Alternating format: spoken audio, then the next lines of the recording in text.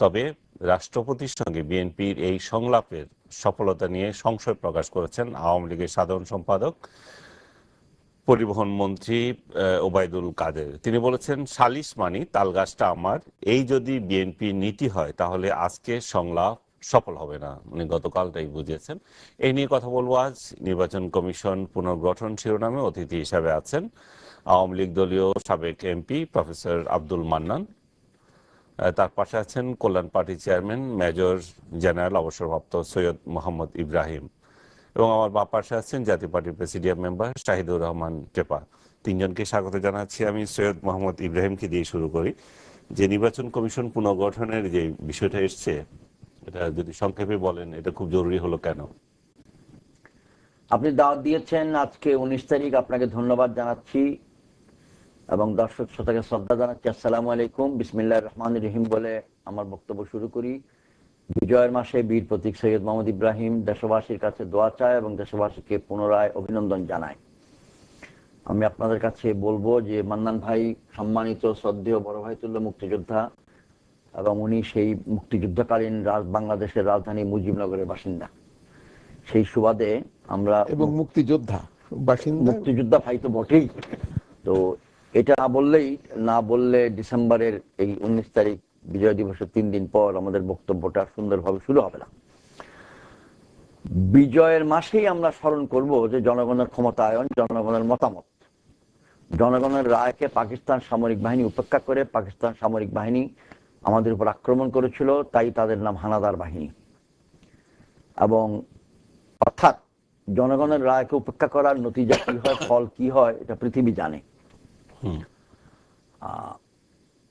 জনগণ যেন সুন্দরভাবে মতামতটা দিতে পারে, তার জন্য সুষ্ঠু একটা নির্বাচন প্রয়োজন। এবং এই সুষ্ঠু নির্বাচন যদি সুষ্ঠু হতে হয় বা নির্বাচনটি যদি সুষ্ঠু হতে হয়, তাহলে সে পরিচালনা কর্তৃপক্ষ সুষ্ঠু, শক্তিশালী, সাহসী, মেধাবী, দক্ষ হওয়া প্রয়োজন। এটাই হলো নির্বাচন কমিশনের গুরুত্ব। বাংলাদেশে 45 বছরে নির্বাচন কমিশনগুলি সকলেই সুন্দরভাবে বা সমানভাবে প্রশংসিত হন নাই বা নিন্দিত হন নাই। সকলেই কিছু না কিছু প্রশংসা পেয়েছেন, কিছু না কিছু সমালোচনা পেয়েছেন, নিন্দা বলবো না। তো এই নির্বাচন কমিশন যেটি বিদায়ের পথে, উনাদের জন্য যে কোনো কারণেই হোক, উনাদের দোষে হোক বা পারিপার্শ্বিক কারণে হোক, সমালোচনার অংশটা একটু বড়। সেজন্য বিএনপি মনে করে বা 20 দলীয় জোট মনে করে, আমি যে জোটের একজন অংশীদার, বাংলাদেশ কল্যাণ পার্টি মনে করে যে আমরা যদি আগামীতে একটি সুন্দর নির্বাচন চাই, তাহলে শক্তিশালী একটি নির্বাচন কমিশন প্রয়োজন। এটা কথাটার পিছনে দুটো কারণ। এক হচ্ছে আওয়ামী লীগের সম্মেলন চলে গেল, কাউন্সিল চলে গেল এখন থেকে মাস 2 পূর্বে। সেখানে মাননীয় প্রধানমন্ত্রী বলেছিলেন আমি চাই না আগামী নির্বাচন নিয়ে আওয়ামী লীগ প্রশ্নবিদ্ধ হোক। ঠিক তার পরের দিন হুবহু 48 ঘন্টা পরে আর টিভির গোল টেবিল টক শোতে ছিলাম, আওয়ামী লীগ দলীয় সম্মানিত ভাইয়েরা অস্বীকার করলেন যে মাননীয় প্রধানমন্ত্রী এটা বলে নাই। আসলে কিন্তু এটা পরের দিনে প্রথম আলোতে লিড নিউজ ছিল। তো মাননীয় প্রধানমন্ত্রী যখন নিজে বলছেন যে আমি চাই না যে আমার দল প্রশ্নবিদ্ধ হোক, তার মানে উনি চান একটা সুষ্ঠু নির্বাচন হোক। এটার জন্য আমি ধন্যবাদ দিব। উনি বলেছেন যে নির্বাচন যাতে প্রশ্নবিদ্ধ না হয়। হ্যাঁ, আপনি বলছেন নির্বাচন যাতে প্রশ্নবিদ্ধ না হয়, আর উনি বলেছেন, প্রথম আলো ছাপিয়েছে আওয়ামী লীগ যেন প্রশ্নবিদ্ধ না হয়। হয় আপনি সত্য বা প্রথম আলো সত্য বা উভয়ই সত্য হতে পারেন। ছোটখাটো এই দুটো শব্দের জন্য ওনার কথার স্পিরিটটা নষ্ট হবে না। অর্থাৎ তিনি চাচ্ছেন না যে এটা প্রশ্ন উঠুক। তাহলে প্রশ্ন যদি না ওঠার মতো নির্বাচন করতে হয়, তাহলে প্রশ্ন ওইরকম নির্বাচন কমিশন লাগবে যেটা প্রশ্নবিদ্ধ হবে না। এটা তো হঠাৎ করে করা যায় না। এই জন্য বাংলাদেশের সংবিধান প্রণেতাগণ সম্মানিত শ্রদ্ধেয় 1972 সালেই সংবিধানে এই বিধানটি রেখেছিলেন যে নির্বাচন কমিশন গঠন করবেন মহামান্য রাষ্ট্রপতি, এই প্রসঙ্গে প্রণীত আইনের বিধানাবলী সাপেক্ষে। আমাদের দুর্ভাগ্য, যেই সরকারই থেকে থাকুক 45 বছরে, কোন সরকারই ওই আইনটি বানানোর জন্য যথেষ্ট উদ্যোগ গ্রহণ করে নাই। এর জন্য অনেক কারণ থাকতে পারে, যেটা আমরা প্রয়োজন হলে বলবো, প্রয়োজন না হলে আলোচনা করব না। আমরা চাই না যে এটা নিয়ে মন কালাকালি করুক, দোষারোপের রাজনীতি করি। আমরা চাই যে ওই আইনটি হলে খুব ভালো হতো এখনো যদি সময় এবং সুযোগ থাকে আইনটি করা প্রয়োজন। যদি একান্তই আইনটি করা না যায়, তাহলে ইংরেজিতে একটা শব্দ আছে শর্টকাট, যেই ট্রান্সপারেন্ট শর্টকাট, আরটা হচ্ছে নন ট্রান্সপারেন্ট শর্টকাট। একটি স্বচ্ছ শর্টকাট রাস্তা, একটি অস্বচ্ছ শর্টকাট রাস্তা। তো শর্টকাট স্বচ্ছ রাস্তা হলো যে একটি রাষ্ট্রপতির নিকট প্রস্তাবনা দেওয়া, যেন রাষ্ট্রপতি মহোদয়ের সামনে চিন্তা ভাবনা পদক্ষেপ নিতে গিয়ে একটু দরজা খোলে। সেটাই। আর দ্বিতীয় হলো, আপনাকে বলে নেই, আপনি মাঝখানে আসার আগে উপত্যটা, সেটা হলো যে বাংলাদেশের সংবিধান মোতাবেকই মহামান্য রাষ্ট্রপতির ক্ষমতা সীমিত। যেহেতু বাংলাদেশের সংবিধান বলেছেন একটা দুটা ক্ষেত্র ব্যতীত, উদাহরণস্বরূপ প্রধানমন্ত্রী নিয়োগ, এরকম একটা দুটা ক্ষেত্র ব্যতীত বাকি সকল কার্য সম্পাদনে, নির্বাহ করতে গিয়ে মহামান্য রাষ্ট্রপতি প্রধানমন্ত্রীর পরামর্শক্রমেই করবেন। এটা সাংবিধানিক ব্যবস্থা। সুতরাং নির্বাচন কমিশন গঠনেও মহামান্য রাষ্ট্রপতি মাননীয় প্রধানমন্ত্রীর পরামর্শ নেওয়ার সুযোগটা সাংবিধানিকভাবে আছে। তাহলে যেখানে মাননীয় প্রধানমন্ত্রী প্রস্তাব দিবে, তাহলে বিরোধী দল একটা প্রস্তাব দিতেই পারে। একটু কথা বলতে দেন। সেটা হচ্ছে যে এই যে চার্জ কমিটির অধীনে আপনারা খুঁজতে যাচ্ছেন যে নতুন একটা কমিটি, সেটা কিন্তু গতবারও হয়েছে। এই নির্বাচন কমিশনও কিন্তু সেভাবেই গঠিত হয়েছিল। তাহলে এদের কি মেয়াদ শেষ হচ্ছে এই জন্য পুনর্গঠন, না অন্য? না, একটা 5 বছর আগে সার্চ কমিটি যে আবারও সার্চ করবে এমন তো নাও হতে পারে। এতদিন ওনার চোখের চশমার পাওয়ার নষ্ট হইতে পারে না, নতুন পাওয়ার লাগতে পারে না।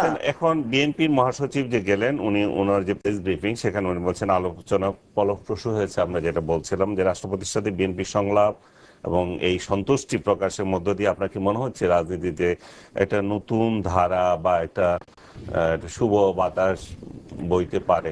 মহামান্য রাষ্ট্রপতি ওনাদেরকে যে বিএনপিকে দাওয়াত দিয়েছেন, আরো আগামীকাল ভাইয়েরা যাবেন জাতীয় পার্টি, আরো পরে আরো 3টি যাবে, এবং পত্রিকা বা মিডিয়ার ভাষ্য মোতাবেক সংবাদ যেটা প্রকাশিত হয়েছে, নিবন্ধিত সবগুলি দলকে ক্রমান্বয়ে ডাকবেন 2, 4, 10 দিন, 20 দিনের মধ্যে, এরকম একটা কথা এসছে। কয়জনকে ডাকবেন বা ডাকবেন না একান্তভাবে মহামান্য রাষ্ট্রপতির এখতিয়ারে, মাননীয় প্রধানমন্ত্রীর পরামর্শ সাপেক্ষে। তো আমি মনে করি এই যে মহামান্য রাষ্ট্রপতি দাওয়াত দিলেন, এটা ওনার একান্তই উদারতা, মহত্ব এবং সৌজন্য, এবং রাজনীতির প্রতি এটা সুপ্রভাব, একটা সুন্দর একটা পদক্ষেপ, যেটা মানুষকে প্রীত করবে, মানুষকে একটা স্বস্তি দিবে, মানুষকে একটা আশান্বিত করবে। অর্থাৎ একটা গুমোট হাওয়া, একটা অচল অবস্থা, কেউ কিছু বলছে না, একটা শঙ্কা, এর মধ্যে অন্তত কিছুটা হলেও মানুষের, যেমন বলে দুপুরবেলা চৈত্র মাসে কোনো বাতাস নেই, গাছের পাতাও নড়ছে না, গরমে মরে যায়, হঠাৎ যদি একটু বাতাসও আসে মানুষ তখন স্বস্তি বোধ করে। এটাকে আপনি এটার সঙ্গে তুলনা করতে পারেন। স্বস্তির কথায় যদি আসি, ওবায়দুল কাদের বলেছিলেন যে 5 জানুয়ারি নির্বাচন এর আগে বিএনপি যদি গণভবনে যেত, এবং তাহলে বাংলাদেশের রাজনীতির ইতিহাস ভিন্ন হতে পারত। তো স্বস্তি তো তখনই আসতে হতো, এখন অস্বস্তি হলো কেন? প্রফেসর মান্নান। আপনাকে ধন্যবাদ।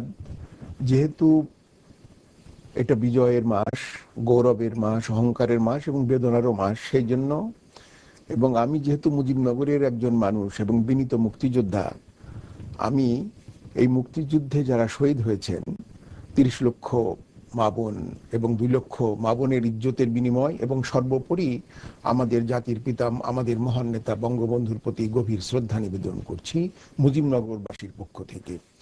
ওবায়দুল কাদের সাহেব যেটা বলেছেন সেটাকে আমি সমর্থন করি, কারণ অন্নদা শঙ্কর রায়ের একটি ছড়া কবিতা আছে, ভুল হয়ে গেছে বিলকুল। তো বিএনপির বিলকুল ভুল হয়ে গেছে। আমি মনে করি যে তাদের এই হাসি, উচ্ছ্বাস, এবং বঙ্গভবনে তারা গিয়ে উনি একটি শব্দ ব্যবহার করেছেন, প্রীত হয়েছেন, এইটা আমরা বরাবরই চেয়েছি। আমাদের সকলের মনে আছে যে জননেত্রী শেখ হাসিনা নির্বাচনের পূর্বে, যে নির্বাচনটা এখন হয়ে গেল, যে নির্বাচন হওয়ার পরে ওনারা সদস্য হয়ে আসছেন, উনি বলেছিলেন যে যে মন্ত্রণালয় চাইবে বিএনপি সেই মন্ত্রণালয় তারা নিতে পারবে। কিন্তু ওবায়দুল কাদের সাহেব সেই ধারাক্রমেই কথাটা বলেছেন যে তখন যদি তারা যেতেন, তাহলে এই যে আগুন সন্ত্রাস, এই যে অসংখ্য মানুষকে প্রাণ দিতে হলো, অনেক স্কুল কলেজকে পুড়িয়ে দিলেন ওনারা, এইগুলোর হাত থেকে জাতি রক্ষা পেত। এই টাকা তো আমাদের সবাইকে পে করতে হবে, স্কুলকে তো মেরামত করতে হবে। যে স্বামী হারালো, যে সন্তান হারালো, যে মা তার পুত্র হারালো, সে তো আর ফিরে পাবে না। ফলে রাজনীতি, গণতান্ত্রিক সংসদে গণতন্ত্রের চর্চাটা হচ্ছে পরমত সহিষ্ণুতা এবং দেবে এবং নেবে। রবীন্দ্রনাথের কথা, দেবে আর নেবে মিলাবে মিলিবে।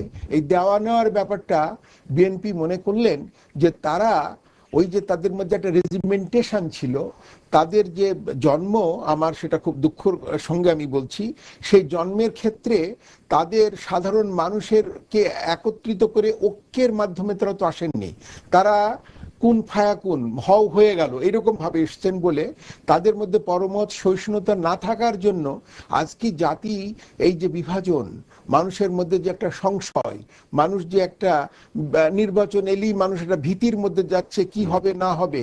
আন্দাজে কিন্তু আমরা বলছি যে আর্মি লাগবে, আর্মি রাখলে, আর্মি তো আমাদেরই, আমরাই তো আমাদেরই সন্তান, উনি তো আমাদের সন্তান, আমরা তো সবাই মিলে।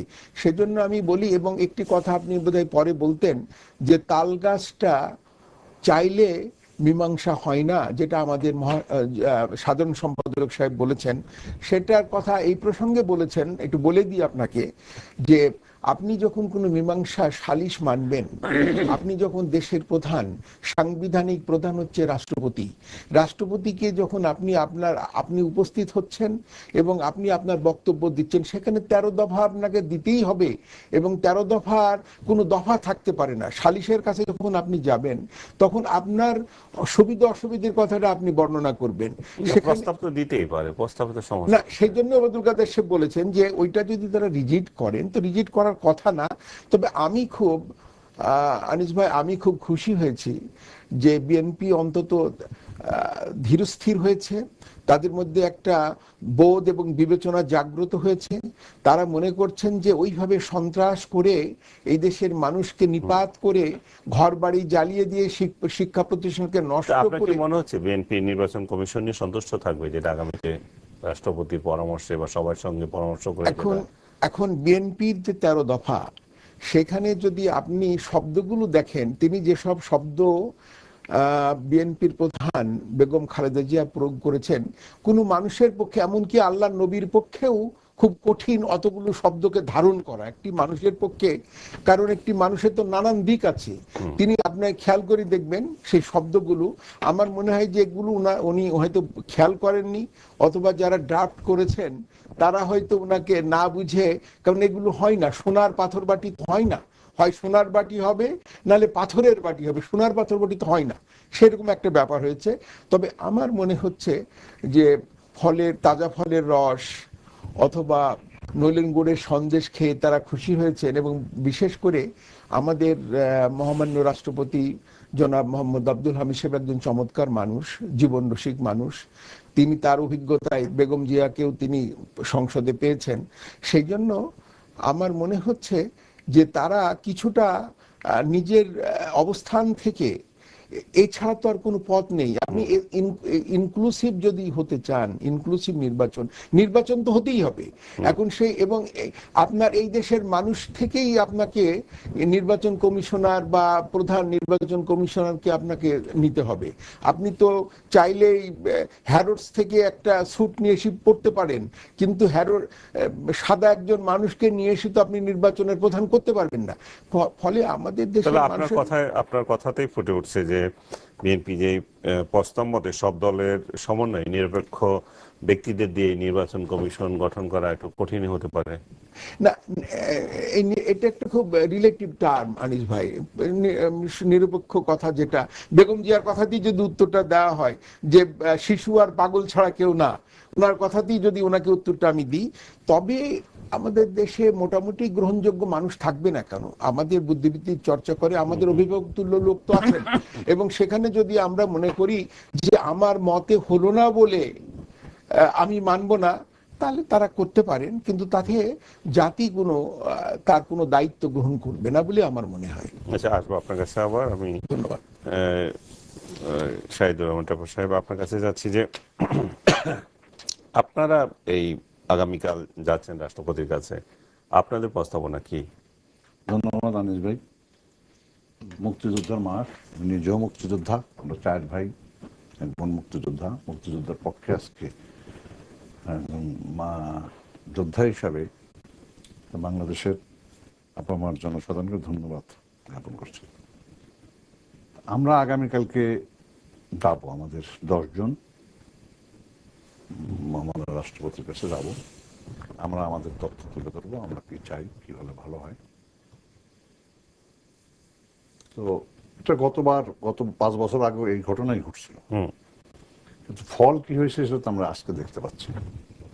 এখন আগামীতে কি হবে সেটা তো বলা কঠিন। যে কথা আমি বলতে চাচ্ছি শুরুতেই, যেমন আওয়ামী লীগ আর বিএনপির কালকে যে মহামান্য রাষ্ট্রপতির সাথে দেখা করছে, বেরোয় আসার পরেই আওয়ামী লীগের সাধারণ সম্পাদক বললো যে কি হবে না হবে, ওরা অ্যাডভান্সই বলে। তেমনি ভাবে বিএনপিও সবসময় অ্যাডভান্স বলে। এদের কাম হলো এই দুই দলের একটাই চরিত্র। আমাকে আমার বাড়িতে গোপালগঞ্জে ভাষায় একটা কথা বলতে হয়, সিন্নি দেখলি মাজুর মা, কুত্তো দেখলে আমি না। তার মানে সিন্নি দেখলে আমি এগোচ্ছি, আর কুত্তো দেখলে বলে আমি নাই। এই দুই দলের প্র্যাকটিসটা হলো কিছু না হওয়ার আগেই অ্যাডভান্স বলে ফেলে। আপনার লক্ষ্য করেন আমাদের দলের চেয়ারম্যান এবং আমরা যারা আছি, আমরা অ্যাডভান্স কিন্তু কত কথা বলি না। এই কারণে বলি না, অ্যাডভান্স কি হবে না হবে সেটা নির্ধারণ করবে তো আল্লাহ, আমি আপনি কিন্তু করতে পারবো না। আল্লাহ যদি সব নির্ধারণ করে, রাষ্ট্রপতির সাথে বসে আল্লাহ নির্ধারণ করবে, কারণ আল্লাহ নির্ধারণ করবে। রাষ্ট্রপতির সাথে বসলেও ওটা আল্লাহ নির্ধারণ করবে। যদি নির্ধারণ না হয়, আল্লাহ যদি নির্ধারণ না করে, নির্ধারণ করার সুযোগ নেই। আমি মহামান্য রাষ্ট্রপতিকে, আমি একজন বাংলাদেশের সচেতন নাগরিক হিসেবে বলতে চাই, ওনার উদ্যোগ নিঃসন্দেহে প্রশংসার দাবিদার। এবং আমরা বিএনপি বা অন্য যারা সাধারণ মানুষ বা নিবন্ধিত দল শুধু না, আমি যেটা মহামান্য রাষ্ট্রপতিকে অনুরোধ করব যে যারা আমাদের দেশের সুশীল সমাজ, যারা আমাদের দেশে দেশ নিয়ে ভাবে, আমরা সবাই ভাবি, আমাদের রিক্সাওয়ালাও দেশ নিয়ে ভাবে, আমাদের শ্রমিকরাও দেশ নিয়ে ভাবে, যারা এই সাধারণ মানুষ নিয়ে ভাবে বেশি, তাদের সুশীল সমাজের লোক আছে, অনেক শিক্ষক আছে, বিচারপতিগণ আছে, তাদের কিছু কিছু লোককে নিয়ে আলোচনা করে মানে ওই বর্তমান যে কমিশন, মানে মাজাভাঙ্গা কমিশন, আমি আগেও বলছি, আপনার এখানে বলছি, অনেক জায়গাও বলি, এদের মেরুদণ্ডবিহীন কমিশনের মতন না হয়ে একবার স্বচ্ছ একটা কমিশন হওয়া উচিত, যাতে আগামীতে আমরা সুষ্ঠু একটা নির্বাচন পেতে পারি। আপনি যেমন ভারতের কথাই বলেন, অনেক শক্তিশালী তাদের নির্বাচন কমিশন। আপনি আমেরিকার নির্বাচন হয়ে গেল, পৃথিবীর সব দেশেই শক্তিশালী নির্বাচন কমিশন। আমাদের গত 45 বছরে আপনি বলতে পারবেন না, আমরা সবাই আমরা পুরাতন লোক, একটা সুষ্ঠু একটা নির্বাচন কমিশনও আমার মনে হয়, মানে কে হয়তো মাজা ভাঙ্গা, কে হয়তো নীল জাড়া ভাঙ্গা, কে হয়তো এইরকম ভাঙ্গা, মানে মানে এইরকম ইসের মতো সামনে এগোনোর কোনো নির্বাচন কমিশন এখন পর্যন্ত আসে নাই। এখন যেটা আমার অনুরোধ, দেশ, আমরা এই ধরনের আমরা 3 জনই এখন মুক্তিযোদ্ধা, আমরা যুদ্ধ করছি, আমার নিজেরও গুলি আছে, আমার আপন মামার মেরে ফেলছে, ভাই, আমরা যুদ্ধ করে এই দেশটা পেয়েছি। সেই দেশটা বাঁচানোর দায়িত্ব কাদের? আমাদের, আপনাদের, সকলের, সাধারণ মানুষের। এটা তো আজকে এই দেশটা বাঁচাতে হলে কি দরকার? সুষ্ঠু একটা নির্বাচন দরকার, এবং সুষ্ঠু নির্বাচন হলে আপনার জনগণের ভোটে তো নির্বাচিত হবে। সে ভোট যে দিবে, যার শক্তি আছে, যে মানে এটাকে ধারণ করতে পারে। ধরুন আপনি এখানে আছেন, আপনি এখানে সঞ্চালক হিসেবে আসছেন, এখন দেখা গেল আপনার বদলে আর একজন আসলো, সে আমাকে একটু সাপোর্ট করলো, বা অথবা ইব্রাহিম শেখ অথবা মানমোহন ভাইয়ের এই এক পেশে না করে আপনি একেবারে সাধারণভাবে স্বচ্ছ শক্তি, আমাকে দেশে ভালো লোক নাই, লক্ষ লক্ষ ভালো লোক কারা আছে, অন্তত 10 জন নিরপেক্ষ ব্যক্তি কারা আছে বাংলাদেশে যারা নির্বাচন কমিশনে যেতে পারে। বিএনপি ইতিমধ্যে 10 জনের নাম আমরা একটা বিরতির পর ফিরে আসছি, আপনাদের 10 জন, আপনাদের থেকে নিবনি আমি 10 জন নিরপেক্ষ ব্যক্তির নাম। দর্শক, একটা বিরতি নিয়ে ফিরে আসছি, সঙ্গেই থাকুন।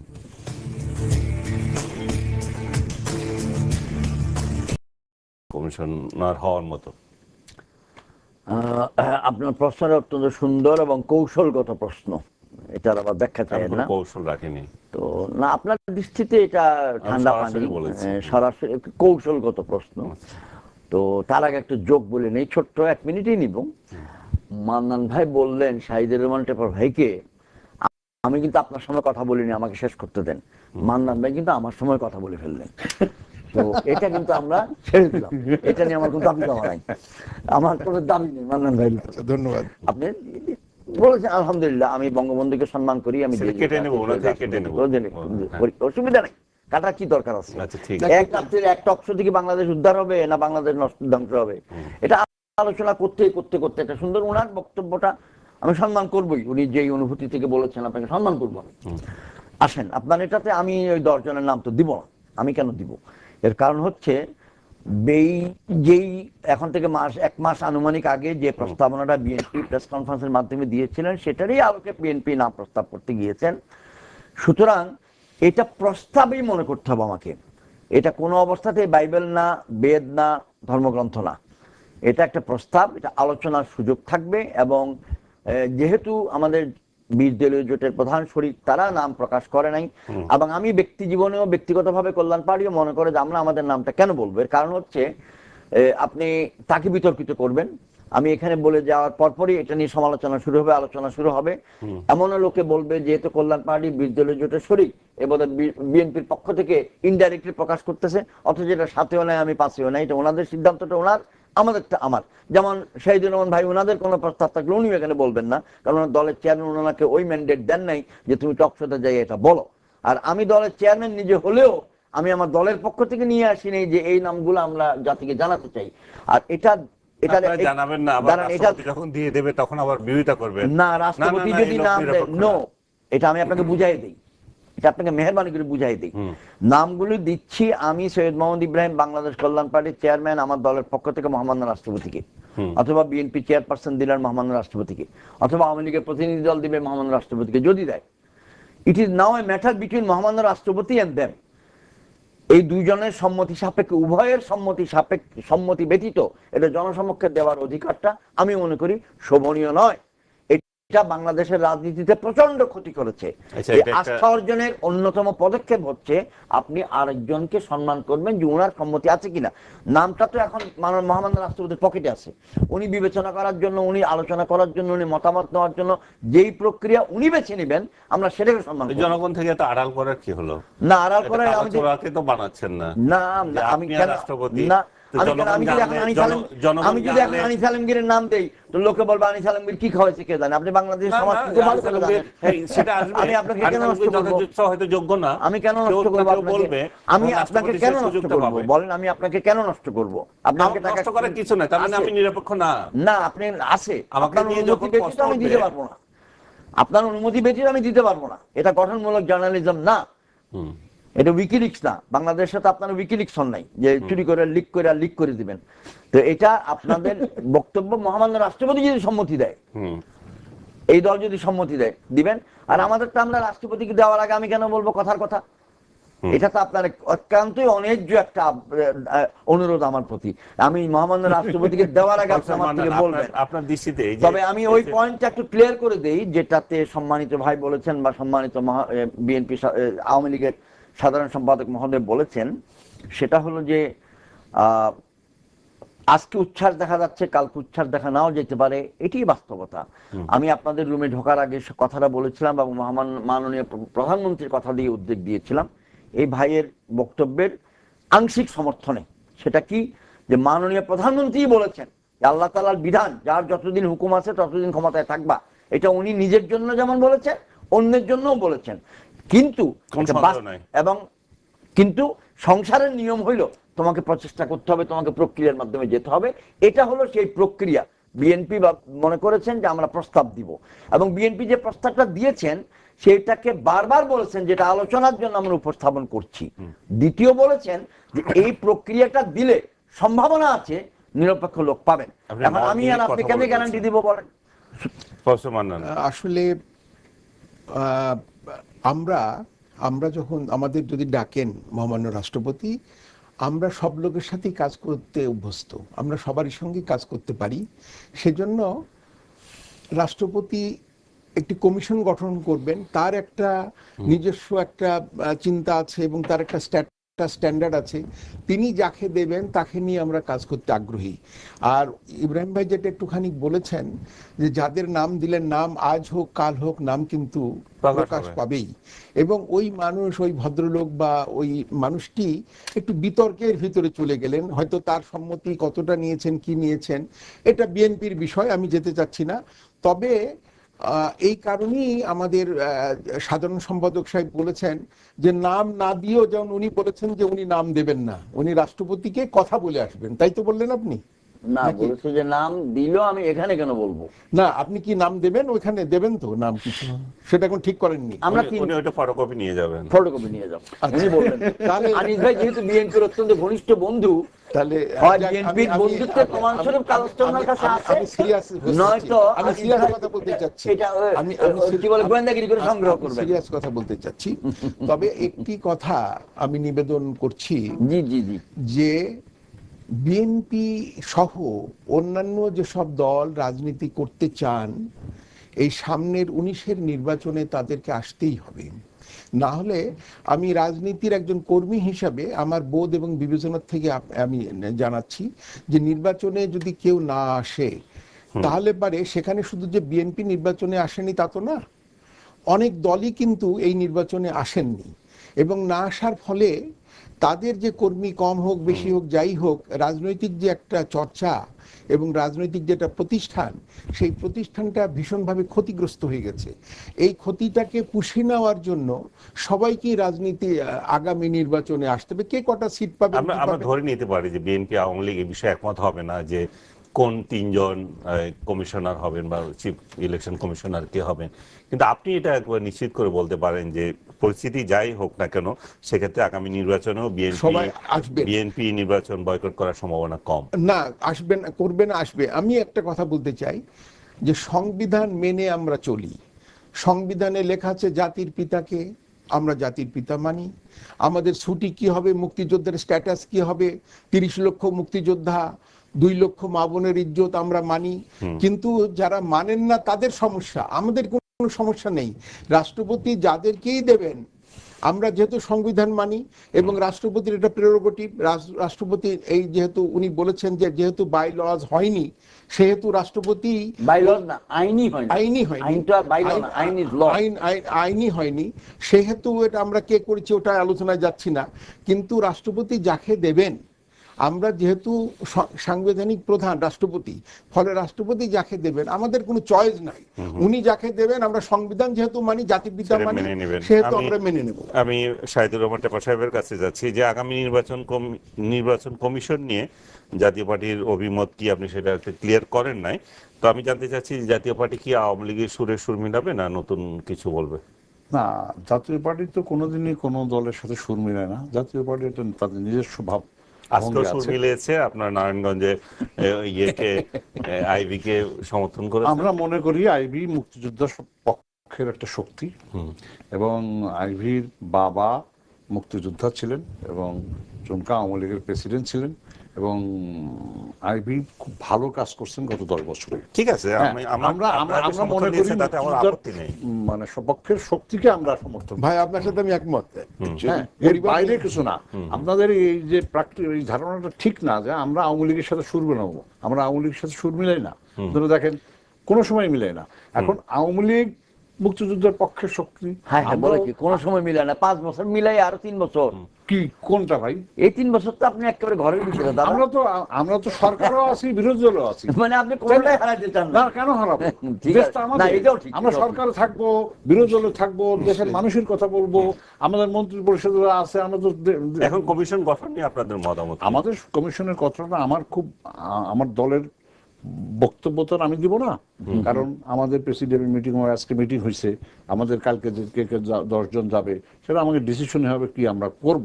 কিন্তু আমরা নির্বাচনমুখী দল, আমরা চাবো নির্বাচন সুষ্ঠু হোক, এবং মহামান্য রাষ্ট্রপতিকে আমরা বলবো, আমাদের প্রপোজাল দিব, অন্যান্য দলের প্রপোজাল দেবে, আমরা মনে করি যে রাষ্ট্রপতি আমাদের প্রপোজালটা গ্রহণ করবে, এবং আমরা নির্বাচনমুখী দল, নির্বাচন কালকে হলেও আমরা রাজি আছি, 19 সালেও আমরা রাজি আছি, আমরা নির্বাচন করবই, সে যে কোনো পন্থায়।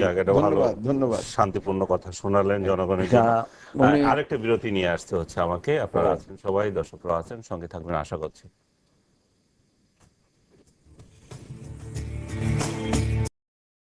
কমিশন পুনর্গঠন শিরোনামে অতিথি হিসেবে আছেন আওয়ামী লীগ দলীয় সংসদ সদস্য সাবেক প্রফেসর আব্দুল মান্নান, আছেন কল্যাণ পার্টির চেয়ারম্যান মেজর জেনারেল অবসরপ্রাপ্ত সৈয়দ মোহাম্মদ ইব্রাহিম বীর প্রতীক, আছেন জাতীয় পার্টির প্রেসিডিয়াম মেম্বার শাহিদুর রহমান টেপা। আমি জেনারেল ইব্রাহিম আপনার কাছে যাচ্ছি। আপনি 20 দলীয় জোটের একজন শরিক, আবার আপনার দলেরও আপনি চেয়ারপারসন, জ্যেষ্ঠ কর্মী সব দিক দিয়ে বলা যায়। প্রধানমন্ত্রীর অধীনেই আগামী নির্বাচন যদি হয়ে থাকে, এবং আমরা ধরে নিচ্ছি যে সেটা প্রধানমন্ত্রীর অধীনেই হতে যাচ্ছে, এবং নির্বাচন কমিশন যেটা গঠিত হবে, সেই নির্বাচন কমিশন যদি কমিশন মেনেই কি আপনার নির্বাচন আসবেন? দর্শক শ্রোতাদের যারা আছেন তারা অনেক কিছু আশা করেন। আমি ছোট ছোট আপনার প্রশ্নের উত্তরটা দিয়ে অবশ্যই শেষ করবো 2 মিনিটের মধ্যে। আরো 2টা প্রশ্ন আপনাকে দেবো, আপনি তাড়াতাড়ি না উত্তর না দিলে আবার বলবে যে ওনারা বলে গেছিল আপনি বিরোধী শরিক, এটার উত্তরটা দেন নাই। উত্তরটা হলো এই যে সম্মানিত মান্নান ভাই বলেছেন যে আওয়ামী লীগ সংবিধান মানে এবং সংবিধানের অধীনে রাষ্ট্রপতি যা করে তাই হবে। 96 সালেও সংবিধান ছিল, আওয়ামী লীগ মানে নাই। 2006 সালেও সংবিধান ছিল, আওয়ামী লীগ মানে নাই। সৈয়দ মোহাম্মদ ইব্রাহিম এটা নিয়ে পেশাল পারতে চায় না মোটেই। আমরা সামনের দিকে তাকাইতে চাই, অতীতের ইতিহাসটাকে নাড়াচাড়া করতে করতে দুর্গন্ধ বের করতে চাই না। But Awami League also made mistake, BNP also made mistake. Kalyan party এখনো হয়তো সুযোগ পায় না দেখে মিস্টেক করে নাই, কিন্তু আমি সিনিয়রদের থেকে শিক্ষা নিয়ে বলতে আমরা যেন মিস্টেক কম করি। সো অতএব এটা নিয়ে বড়াই করার কিছুই নেই আমার। বর্তমান সংবিধান হচ্ছে আওয়ামী লীগ কর্তৃক সংশোধিত সংবিধান, এবং এটি বাহাল সংবিধান, কিছু করার নাই। সেই অধীনে ওনাদের ক্ষমতা ছিল, ওনাদের এমপি ছিল, ওনাদের বিচারপতি ছিল, ওনাদের বিচার বিভাগ ছিল, সংশোধন করেছেন, এগ্রি, আলহামদুলিল্লাহ। কিন্তু ওনারা যদি বলে যে আমরা সংবিধানই মানি, তাহলে 96টা মানার নাই, 6ও মানার নাই। আমি শুধু এটাই পয়েন্ট আউট করলাম, আর কিচ্ছু না। এটা আমার মূল পয়েন্ট মোটেই না। মূল পয়েন্টে আসেন যে আপনি বললেন নির্বাচনকালীন সরকার, বিএনপি চেয়ারপারসন প্রেস ব্রিফিং এ বলেছেন এবং নিশ্চয়ই গতকালকেও দিয়ে এসছেন প্রস্তাবটা, যে নির্বাচনকালীন সহায়ক সরকার, এমন একটি সরকার যে সরকার নির্বাচন কমিশনকে সহায়তা করতে সুবিধা হবে, সুযোগ হবে।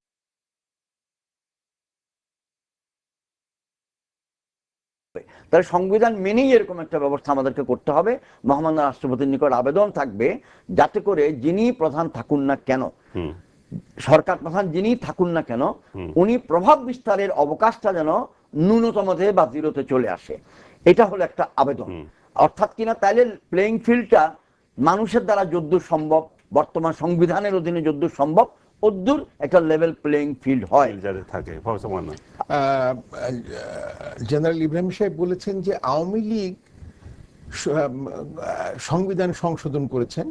It is matter of information যে আওয়ামী লীগ সংবিধান সংশোধন করতে পারে না। সংবিধান সংশোধন করার অধিকার সংসদের, পার্লামেন্ট মেম্বার যারা থাকে তারা সংবিধান সংশোধন, বর্জন, পরিমার্জন সব করতে পারেন, কোন দল পারেন না। ওনার মিলের সঙ্গে না, আমরা এখানে বসেছি জাতির কাছে কথা বলার জন্য। আমরা কোনো পয়েন্ট ডেভিয়েশনে যাব না, আবেগে তাড়িত হয়ে কথা বলবো না। যেটা সংবিধান এবং সত্য কথা সেটা আমাদের বলতে হবে। আরেকটা কথা হলো যে আমরা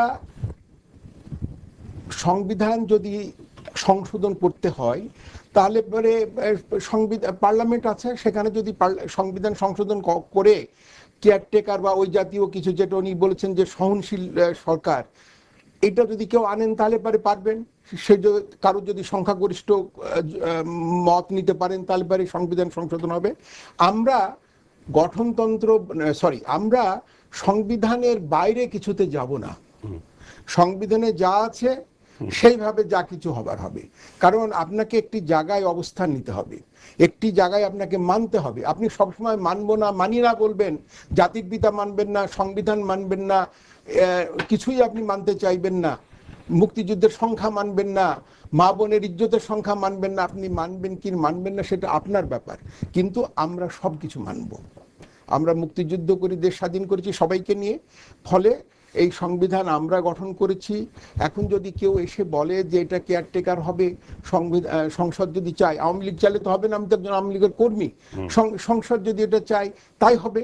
আমরা মানতে চাই সংবিধানে যা আছে, এবং এটা যদি সংসদে কখন ইনসার্ট হয় যে আবার কেয়ারটেকার হবে, আমরা মানব। কিন্তু সংবিধানের বাইরে আওয়ামী লীগের যাওয়ার কোনো সুযোগ নেই, এটুকু আমি আপনাকে বলতে পারি। একটা মানে টেকসই নির্বাচনী ব্যবস্থা যদি প্রচলন করা যায় কি ধরনের হতে পারে?